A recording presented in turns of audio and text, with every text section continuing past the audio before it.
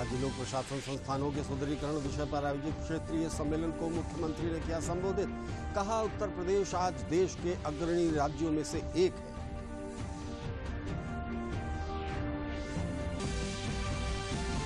लखनऊ में आज से शुरू हो रहा है हुनर हाट। 30 राज्यों के 600 से ज्यादा शिल्पकार कारीगर दिखाएंगे अपने काम का हुनर।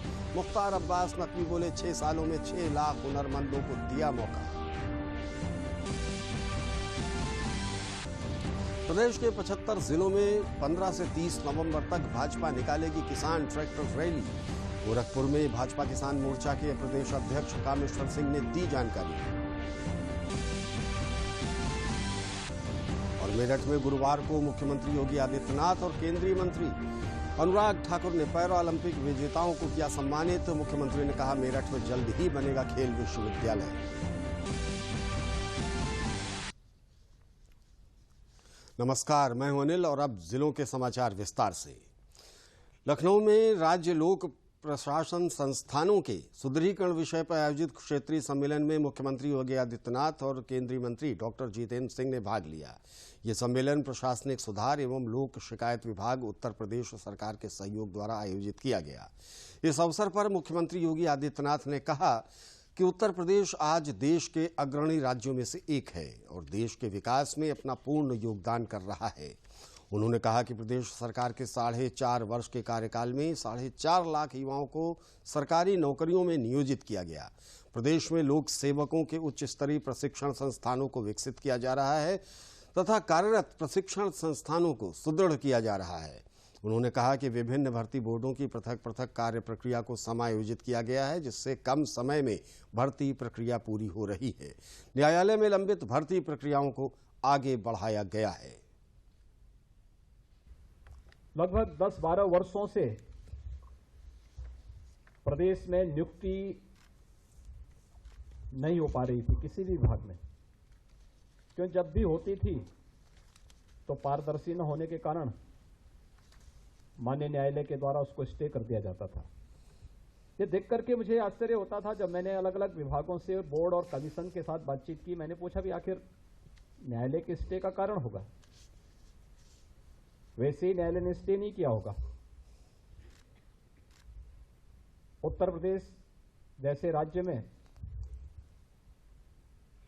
हमारे पास जो सिविल पुलिस है, उसका जो पुलिस बल था वो 3 लाख होना चाहिए था, लेकिन 1.5 लाख पद खाली थे। आप उम्मीद करते हैं कि जिस राज्य की आबादी 22 से 24 करोड़ हो, पुलिस बल पर्याप्त मात्रा में न हो, जहां पर राजनीतिक रूप से पूरी व्यवस्था उसके साथ उसके इर्द गिर्द घूम रही हो, वहां पर आप कानून का राज्य स्थापित कर पाएंगे? मैंने जब उत्तर प्रदेश पुलिस भर्ती बोर्ड से इस वक्त के बारे में पूछा कि आखिर ये स्टे का कारण क्या है, उन्होंने कहा कोर्ट ने ये आपत्ति लगाई है। तो मैंने कहा इसका निस्तारण क्यों नहीं हुआ? जिन मुद्दों पर न्यायालय ने आपत्ति की थी, उन सभी मुद्दों को हमने निस्तारित करके न्यायालय में फिर से शपथ पत्र दिया कि ये मुद्दे निस्तारित हो चुके हैं। न्यायालय अब इसमें जो स्थगन आदेश है इसको वैकेट करें और हमें अनुमति दें। न्यायालय ने देखा, परमिशन दी और हम लोगों ने पूरी पारदर्शी तरीके से उस ट्रेन की प्रक्रिया को आगे बढ़ाया। इस अवसर पर केंद्रीय कार्मिक, लोक शिकायत और पेंशन राज्य मंत्री डॉक्टर जितेंद्र सिंह ने कहा कि मुख्यमंत्री के नेतृत्व में उत्तर प्रदेश उत्तम प्रदेश की ओर अग्रसर है तथा लोक प्रशासन के श्रेष्ठ मॉडल के रूप में उभरा है। उन्होंने कहा कि शीघ्र ही जनपदों का गुड गवर्नेंस इंडेक्स तैयार किया जाएगा। उत्तर प्रदेश केंद्र के साथ अपने ग्रीवांस सिस्टम को साझा करने वाला पहला राज्य होगा। उन्होंने कहा कि केंद्र एवं प्रदेश सरकार ने भर्ती प्रक्रियाओं के परिदृश्य को बदला है। कॉमन एलिजिबिलिटी टेस्ट हेतु नेशनल टेस्टिंग एजेंसी का गठन किया गया है।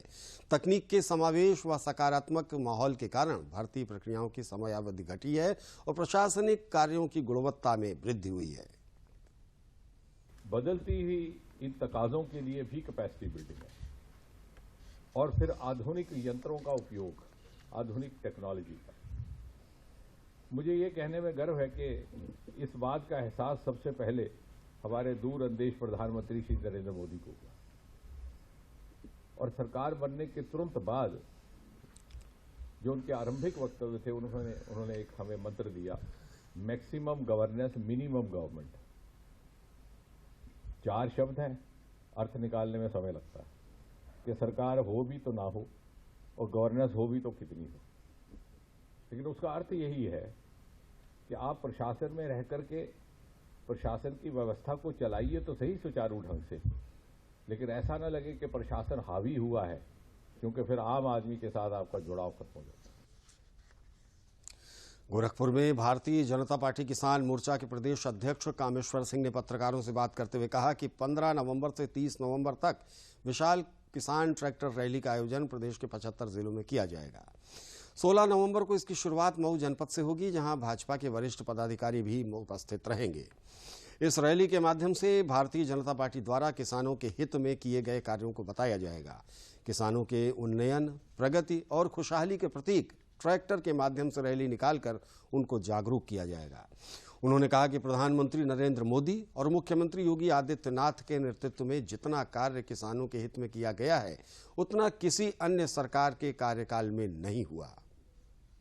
उत्तर प्रदेश के जो 75 जिले हैं, वो 75 जिले में विभिन्न तिथियों पर 16 नवंबर से लेकर 30 नवंबर के बीच एक किसान ट्रैक्टर रैली निकाली जाएगी।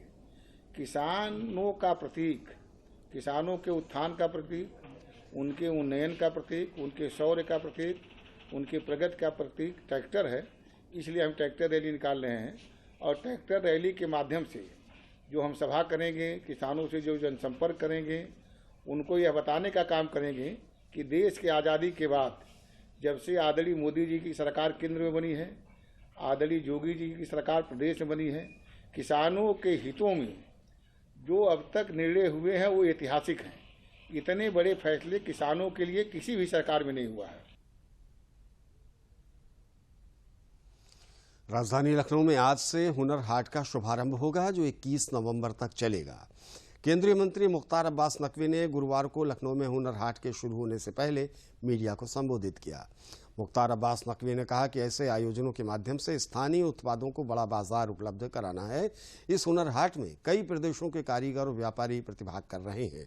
हुनर हाट में पारंपरिक कारीगरों द्वारा बनाए गए उत्पादों को उचित मूल्य पर बेचने का एक अवसर उपलब्ध कराया गया है। मथुरा और लखनऊ में हुनर हाट चल रहा है, जबकि प्रगति मैदान दिल्ली में इसका आयोजन किया जाएगा। उन्होंने कहा कि हमने कई प्रदेशों के सर्कस कलाकारों को एकत्र किया है। लखनऊ हुनर हाट में इन कलाकारों की प्रतिभा का भी लोग आनंद उठा सकेंगे।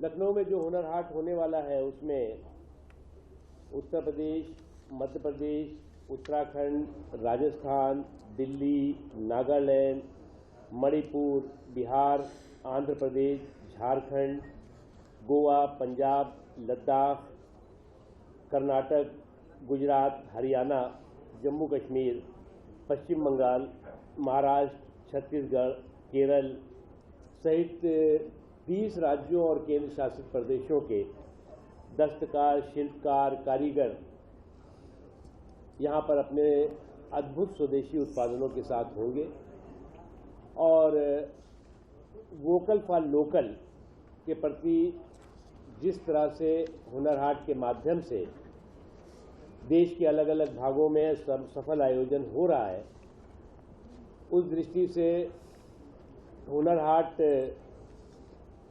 स्वदेशी और वोकल फॉर लोकल का एक परफेक्ट और प्रभावी प्लेटफॉर्म बन गया है। प्रधानमंत्री नरेंद्र मोदी आज सुबह 11 बजे वीडियो कॉन्फ्रेंसिंग के माध्यम से भारतीय रिजर्व बैंक की 2 नई उपभोक्ता केंद्रित पहलों का शुभारंभ करेंगे।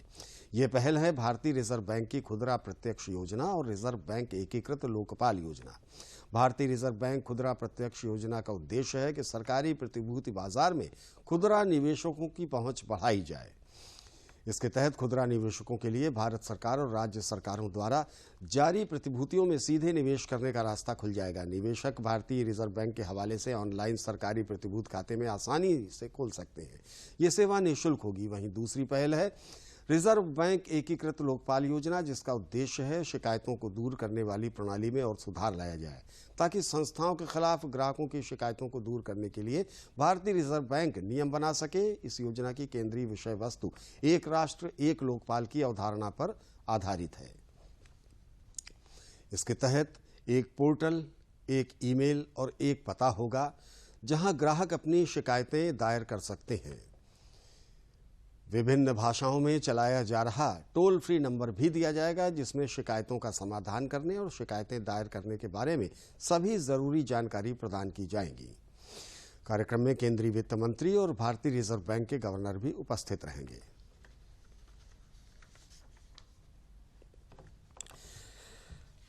टोक्यो पैरा ओलंपिक में भाग लेने वाले खिलाड़ियों को सम्मानित करने के लिए उत्तर प्रदेश सरकार ने कल मेरठ के सरदार वल्लभ भाई पटेल कृषि विश्वविद्यालय में एक सम्मान समारोह का आयोजन किया, जिसमें उत्तर प्रदेश के मुख्यमंत्री योगी आदित्यनाथ के साथ केंद्रीय युवा एवं खेल मंत्री अनुराग सिंह ठाकुर और केंद्रीय मंत्री संजीव बालियान के अलावा भाजपा के पूर्व प्रदेश अध्यक्ष लक्ष्मीकांत वाजपेयी सहित प्रदेश के कई बड़े नेता शामिल हुए। इस अवसर पर केंद्रीय खेल मंत्री ने कहा कि यूपी में 8 खिलाड़ियों में से 7 पश्चिमी उत्तर प्रदेश से थे।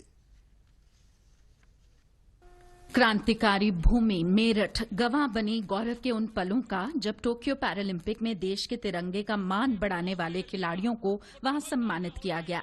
इस अवसर पर राज्य के मुख्यमंत्री योगी आदित्यनाथ और केंद्रीय खेल एवं युवा मामलों के मंत्री अनुराग सिंह ठाकुर भी मौजूद रहे। केंद्रीय खेल मंत्री के आह्वान पर मुख्यमंत्री समेत पूरे पंडाल ने खड़े होकर खिलाड़ियों का स्वागत किया। इस दौरान सांसद खेल कुंभ भी शुरू किया गया। इस मौके पर मुख्यमंत्री योगी आदित्यनाथ ने कहा कि पहले उत्तर प्रदेश में राष्ट्रीय और अंतर्राष्ट्रीय प्रतियोगिताओं में पदक पाने वाले सामान्य खिलाड़ियों को ही पुरस्कार प्रदान किए जाते थे। पूर्व में उत्तर प्रदेश में राष्ट्रीय और अंतर्राष्ट्रीय प्रतियोगिताओं में पदक अर्जित करने पर सामान्य खिलाड़ियों को ही पुरस्कार प्रदान किए जाने की व्यवस्था थी। हमारी सरकार ने माह सितंबर 2020 में सामान्य खिलाड़ियों की भांति दिव्यांगजन खिलाड़ियों को भी सम्मानित करने का निर्णय लिया और इसके अंतर्गत ओलंपिक गेम्स और पैरा ओलंपिक गेम्स में प्रदेश के पदक विजेता खिलाड़ियों को एकल वर्ग में स्वर्ण पदक पर 6 करोड़, रजत पदक पर 4 करोड़ तथा कांस्य पदक पर 2 करोड़ रुपए की पुरस्कार स्वरूप दिए जाने की व्यवस्था की गई। केंद्रीय युवा एवं खेल मंत्री अनुराग सिंह ठाकुर ने कहा कि दिव्यांग खिलाड़ियों ने हजारों किलोमीटर दूर जाकर भारत का मान सम्मान बढ़ाया। उन्होंने कहा कि टोक्यो पैरालंपिक में उत्तर प्रदेश का प्रतिनिधित्व करने वाले 8 खिलाड़ियों में से 7 खिलाड़ी उत्तर प्रदेश के पश्चिम इलाके से हैं।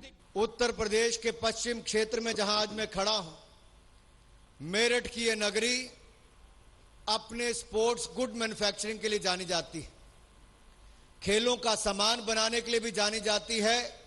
तो खिलाड़ियों ने सम्मान प्राप्त करने का काम भी यहां से किया है। अगर 8 खिलाड़ियों की मैं बात करूं जिन्होंने पैरा ओलंपिक्स में उत्तर प्रदेश का प्रतिनिधित्व करने का काम किया, तो उसमें से 7 हमारे पश्चिम क्षेत्र के हैं। मेरे भाई और बहनों, ये भी एक बहुत बड़ी बात है। केंद्रीय खेल एवं युवा मामलों के मंत्री ने कहा कि कोरोना महामारी के दौरान भी सरकार ने खिलाड़ियों को सारी सुविधाएं प्रदान की। उन्होंने देश भर के खिलाड़ियों को बुलाकर सम्मानित किए जाने पर राज्य सरकार की सराहना की। पहले तो ऐसा नहीं हुआ था और इस बार अच्छे से सपोर्ट भी किया जा रहा है और काफी सारे स्टेट्स ने तो बस यूपी ने कराया ये ऐसा प्रोग्राम, तो इस चीज की बहुत ज्यादा खुशी है और यहाँ से बहुत सारे आगे भी खिलाड़ी नए निकलेंगे। ये शुरुआत ही है और सारे ही मिनिस्टर है जो मतलब इस चीज को ध्यान में लेंगे और ये जो मेडल्स है वो देश के मेडल्स है, तो सभी स्टेट से ऐसे ही सम्मान मिलना चाहिए।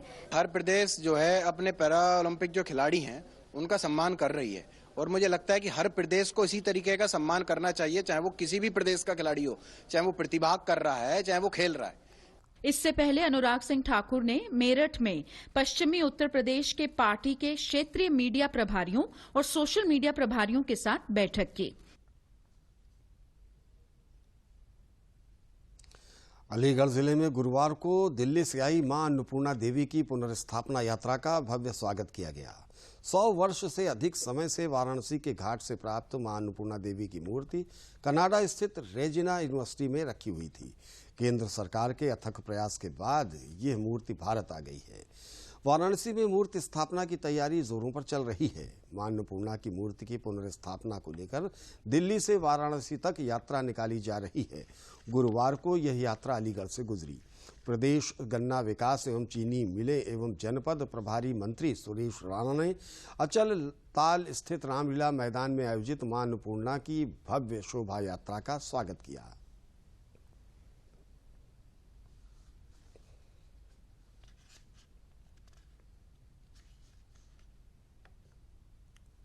कि हमें नरेंद्र मोदी जैसा राष्ट्र पुरुष प्रधानमंत्री के रूप में मिले हैं और उसी का परिणाम है कि जो राष्ट्रीय मैं कह सकता हूँ धरोहर है या सांस्कृतिक राष्ट्रवाद है, लगता है नए भारत का उदय है। और उसी का परिणाम है कि जो हमारी आस्था के केंद्र हैं उन तमाम आस्था के केंद्रों को संजो करके रखने का काम आदरणीय नरेंद्र मोदी जी ने किया है। लगभग 108 वर्ष पूर्व काशी की धरती से मां अन्नपूर्णा देवी की जो प्रतिमा चोरी हुई थी वो पहुंची कनाडा और आदरणीय प्रधानमंत्री जी ने व्यक्तिगत और विशेष प्रयास करते हुए उस बहुत ही प्राचीनतम मूर्ति को वहां से वापस मंगाया है। और आज दिल्ली में भारत सरकार के कई वरिष्ठ मंत्रियों की मौजूदगी में उत्तर प्रदेश सरकार को उस मूर्ति को सौंपा है और उत्तर प्रदेश सरकार ने 5 दिन की पुनर्स्थापना यात्रा दिल्ली से चलकर के आज अभी थोड़ी ही देर में अलीगढ़ पहुंच रही है। आज का जो रात का विश्राम होगा वो सोरो में होगा। 15 नवंबर को उत्तर प्रदेश के यशस्वी मुख्यमंत्री योगी आदित्यनाथ जी स्वयं अपनी उपस्थिति में बाबा के दरबार में बाबा भोलेनाथ के प्रांगण में इस मूर्ति का पुनर्स्थापन होगा। अलीगढ़ के हरदास का विषय है मां अन्नपूर्णा की प्रतिमा की शोभा यात्रा जो दिल्ली से चलकर गुजर रही है और जो काशी विश्वनाथ पहुंचनी है आज अलीगढ़ से गुजर रही है। लगभग 100 वर्ष पूर्व काशी विश्वनाथ से इस प्रतिमा मां अन्नपूर्णा की प्रतिमा को चुराकर ले जाया गया था जो कनाडा पहुंची। हमारी केंद्र सरकार और माननीय प्रधानमंत्री के अथक प्रयास के उपरांत वो वापस हिंदुस्तान आई और आज हिंदुस्तान में दिल्ली से प्रारंभ होकर काशी विश्वनाथ जा रही है, जहां 15 नवंबर को मुख्यमंत्री माननीय योगी आदित्यनाथ के हाथों से पुनः स्थापित होगी काशी विश्वनाथ में मां अन्नपूर्णा की प्रतिमा। केंद्र सरकार द्वारा गन्ने के रस से निकाले गए इथेनॉल की कीमत में वृद्धि किए जाने पर बाराबंकी जिले के गन्ना किसानों ने प्रतिक्रिया दी है। केंद्र सरकार द्वारा गन्ने के रस से निकाले गए इथेनॉल की कीमत बढ़ाकर 63 रुपये 45 पैसे प्रति लीटर कर दी गई है, जो पिछले साल की तुलना में 80 पैसे अधिक है। सी हैवी शीरे से निकलने वाले इथेनॉल की दर में भी वृद्धि की गई है। केंद्र सरकार द्वारा इथेनॉल की कीमतों में वृद्धि के निर्णय की सराहना करते हुए किसानों ने कहा कि इथेनॉल की कीमत बढ़ने से पूरे देश की चीनी मिलों को मुनाफा होगा, जिससे हम जैसे किसानों का भुगतान समय से हो सकेगा।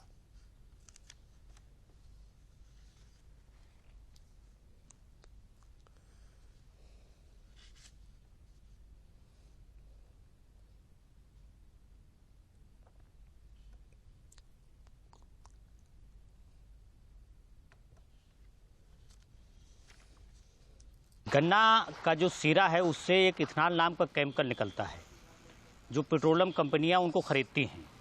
इस बार अभी सरकार ने जल्द ही उसका रेट बढ़ाया है, जिसका फ़ायदा पूरे देश की चीनी मिलों को होने वाला है। और जब चीनी मिलों को इसका फ़ायदा होगा तो ये फ़ायदा किसानों तक पहुँचेगा। इस पर सरकार ने बहुत अच्छा काम किया है, इसका हम लोग स्वागत भी करते हैं। और बहुत ही अच्छी तरीके से सरकार किसानों की चिंता कर रही है। गन्ने को भुगतान को लेकर तमाम और कृषि उपज के लेकर किसानों के साथ सरकार है।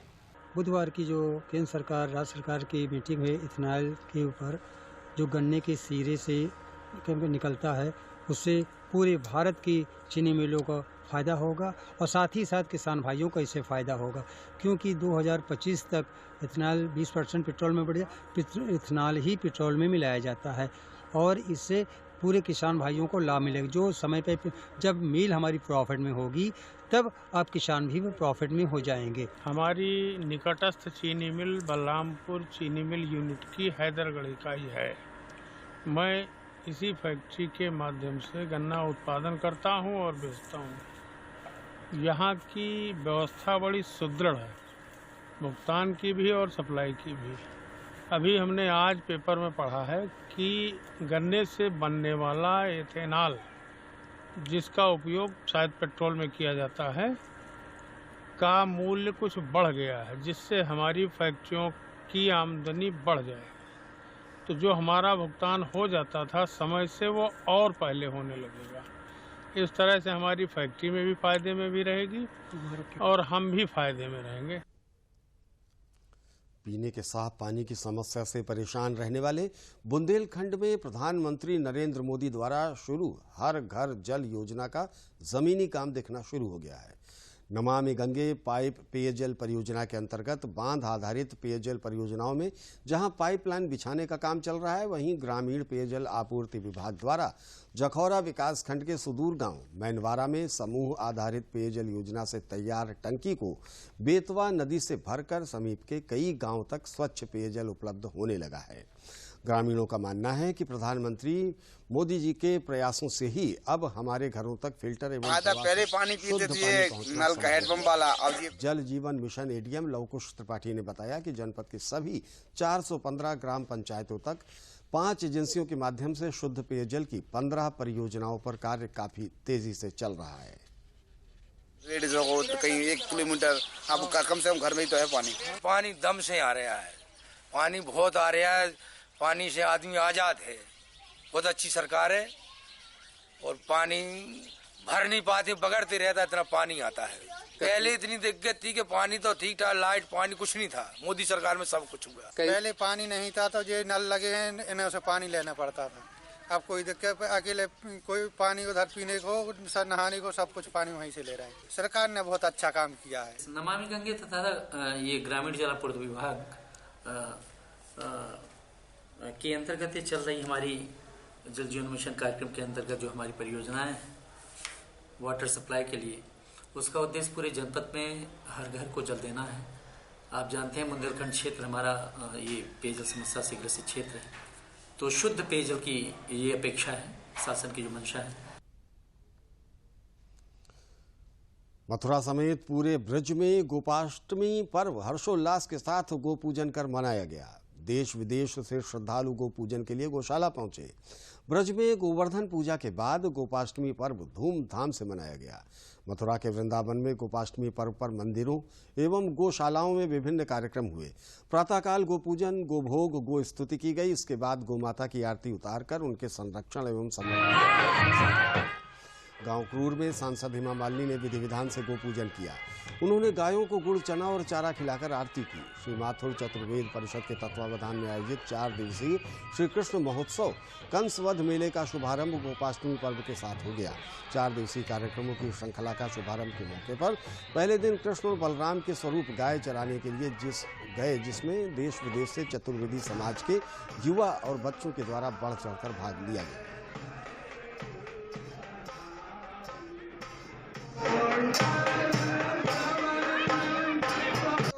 गोपाष्टमी पर्व, इसमें ठाकुर जी को हम ग्वाल बाल सभी मिलकर के गोपाल बाग पर लेकर के आए, जिसका नाम पुराना बसंत गोपाल बाग, अखाड़ा गिरर वाली गोपाल बाग। ये पुरानी जगह है, पास से नहीं पुरानी, और परंपरा से ये मेला चल रहा है। आज चतुर्वेदी समाज के द्वारा कृष्ण बलराम विजय महोत्सव कंसवध मेला के रूप में मनाया जा रहा है। चतुर्वेदी समाज अनादिकाल से इस मेले को मनाता आया है। प्राचीनता के साथ में जिस समय भगवान कृष्ण ने मामा कंस का वध किया, उस समय उसके विजय जुलूस में चतुर्वेदी समाज के युवाओं ने साथ में शौर्य का प्रदर्शन करते हुए आज का विजय उत्सव प्रारंभ किया। सूर्य उपासना का महापर्व छठ पूजा पूरे प्रदेश में धूमधाम हर्षोल्लास के साथ मनाया गया। नहाए खाए और करना के बाद छठ पूजा में डूबते और उगते सूर्य को अर्घ्य देना बहुत ही शुभ माना जाता है। छठ पूजा मुख्यतः 4 दिनों की होती है। ये कठिन व्रतों में से एक है, क्योंकि इसमें 36 घंटे का निर्जला व्रत रखना पड़ता है। छठ पूजा में सूर्योदय से पूर्व छठ पूजा करने वाली महिलाओं ने स्नान करके उदित होते सूर्य को जल में खड़े होकर अर्घ्य अर्पित किया।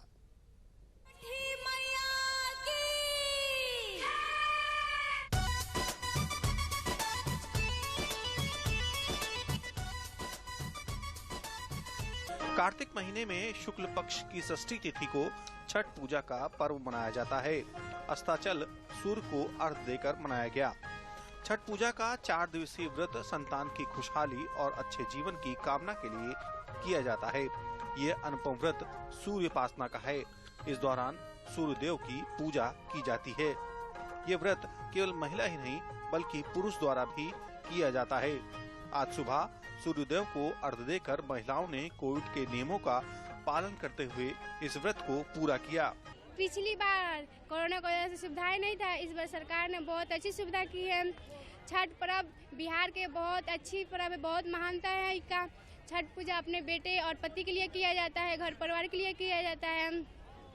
छठ पूजा की एक विशेष बात ये है कि छठ माँ से जो मांगो वो मनोकामना छठ में पूरा करती हैं। बहुत श्रद्धा से करते हैं, सूरज देव के अर्घ देते हैं, पूरा परिवार के लिए करते हैं, मनोकामना पूरा होता है। सूरज उगते हुए अर्घ देते हैं, डूबते हुए अर्घ देते हैं। इसका उद्देश्य है कि कामना की पूर्ति हो, सफलता मिले। हमारे परिवार को, पूरे बच्चों को, पति को, जो भी सदस्य हैं परिवार के। इस अवसर पर मुख्यमंत्री योगी आदित्यनाथ ने लोक आस्था के महापर्व की लोगों को शुभकामनाएं दी। उन्होंने कहा कि ये पर्यावरण और जल को सुरक्षित करने का भी पर्व है। प्रकृति के साथ हमारे ये पर्व और त्योहार जुड़े हैं, ये इसकी मिसाल है। ये केवल व्यक्तिगत आस्था का प्रश्न नहीं है, प्रकृति और परमात्मा से जुड़ने का भी एक माध्यम हम सबके सामने प्रस्तुत करता है। और प्रकृति के साथ तो स्वाभाविक रूप से उसका प्रभाव उनकी आस्था पर भी पड़ेगा।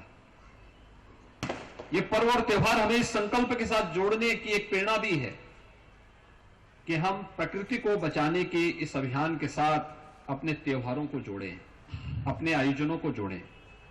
एक बहुत महत्वपूर्ण आयोजन होगा और मुझे लगता है कि इसका लाभ हम सबको प्राप्त होता हुआ दिखाई देगा।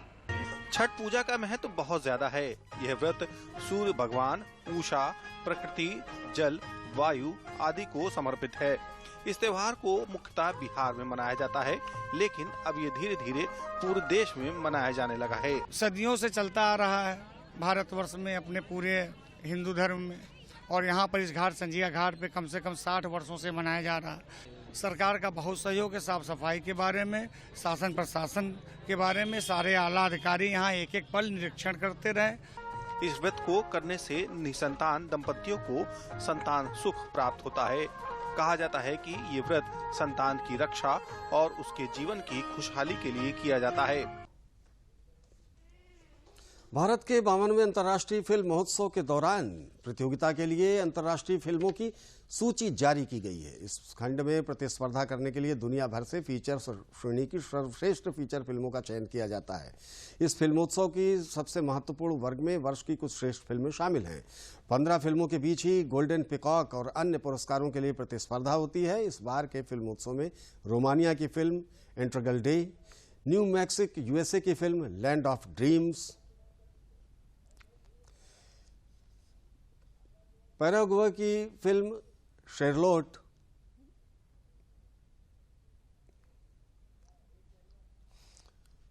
और भारत की मराठी फिल्म वसंतराव सहित 15 फिल्में शामिल हैं। और अब इस बुलेटिन के अंत में मुख्य समाचार एक बार फिर।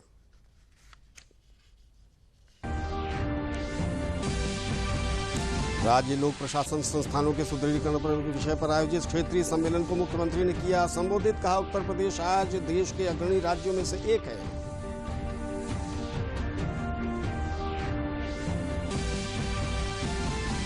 लखनऊ में आज से शुरू हो रहा है हुनर हाट। 30 राज्यों के 600 से ज्यादा शिल्पकार कारीगर दिखाएंगे अपने काम का हुनर। मुख्तार अब्बास नकवी बोले, 6 सालों में 6 लाख हुनरमंदों को दिया मौका। प्रदेश के 75 जिलों में 15 से 30 नवंबर तक भाजपा निकालेगी किसान ट्रैक्टर रैली। गोरखपुर में भाजपा किसान मोर्चा के प्रदेश अध्यक्ष कामेश्वर सिंह ने दी जानकारी।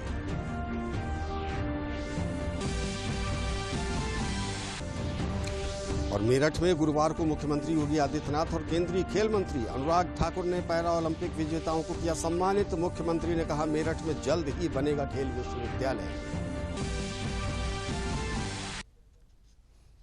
और अब इसी के साथ हमारा ये समाचार बुलेटिन यहीं पर समाप्त हुआ। मुझे दीजिए अनुमति। नमस्कार।